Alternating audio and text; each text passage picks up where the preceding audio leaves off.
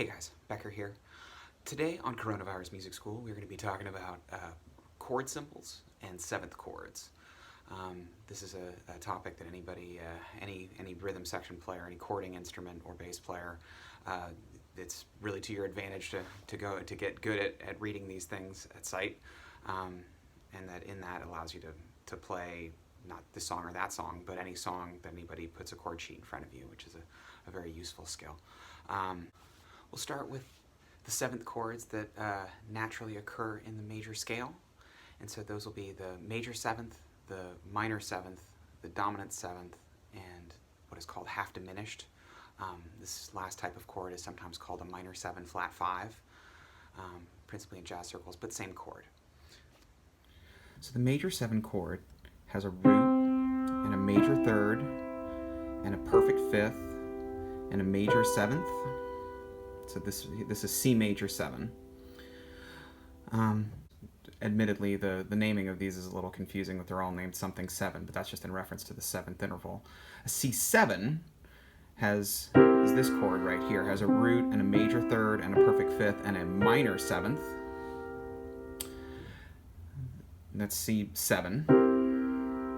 And then C minor 7 has a root and a minor third and a perfect fifth and a minor 7th.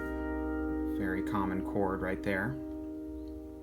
And then the half diminished chord, or minor 7 flat 5, has a root, a minor third, a flat 5, and a minor 7.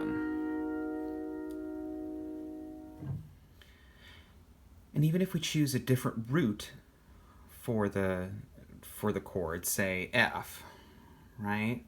It still has the same intervals. Here's the new root, and then a major third, perfect fifth, major 7, then this would make F major 7, and then F7 with the flatted 7th, and then F minor 7 with the flatted 3rd and the flatted 7th, and then F half diminished with the minor 3rd, the flat 5, and the minor 7th. So other commonly used 7th chords, still rooted on C, we think about the minor major 7th, which has a root, a minor 3rd, a perfect 5th, and a major 7th. Often we see what's known as a 6 chord, a major 6 chord, so it would have a root, a major 3rd, a perfect 5th, and a major 6th. And that's a fairly common chord. Like a lot of times major 7 and major 6, those can be used somewhat interchangeably, depending on the circumstances. Also, we see a lot of what's known as minor 6, which has a root, and a minor 3rd, and a perfect 5th, and a major 6th. A lot of times we'll see what's known as a 7 sus chord, and so that will have a root, and a perfect 4th, and a perfect 5th, and a flatted 7th. Minor 7th, and that will often resolve down to a C7, so this would be C7 sus, and then that would resolve down to C7. We can talk about the diminished 7th chord, sometimes called the fully diminished 7th chord, and that has a root, a flatted 3rd, minor 3rd, flatted 5th, diminished 5th, and a doubly flatted 7th or major 6th. Fully diminished 7th chord. And we can talk about the augmented 7, right, which has a root and a major 3rd and an augmented 5th and a flatted 7th. That's the augmented 7th chord. Often we talk about 7th chords and 4-note chords as though they're interchangeable.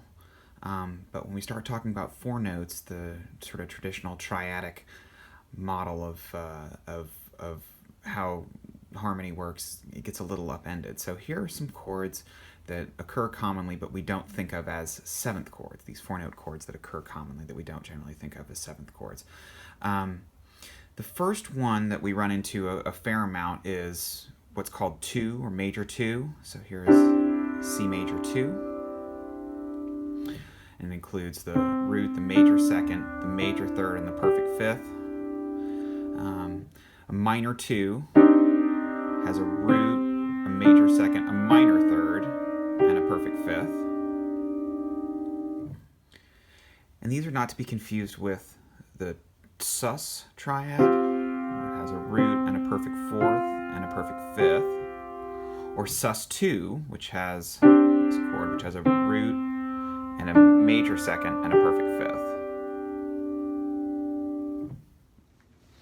So there's some variation in the notation that we see among people, different chord sheets.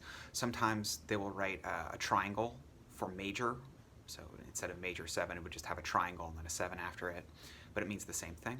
Sometimes you'll see a minus sign written for minor, and sometimes you will see a degree symbol, a little circle, for diminished, and then half diminished is written with a degree symbol but with a slash through it. Doop. And so that you can, so that it sort of has that Ghostbusters kind of vibe. And that pretty well wraps up our treatment of chord symbols and seventh chords.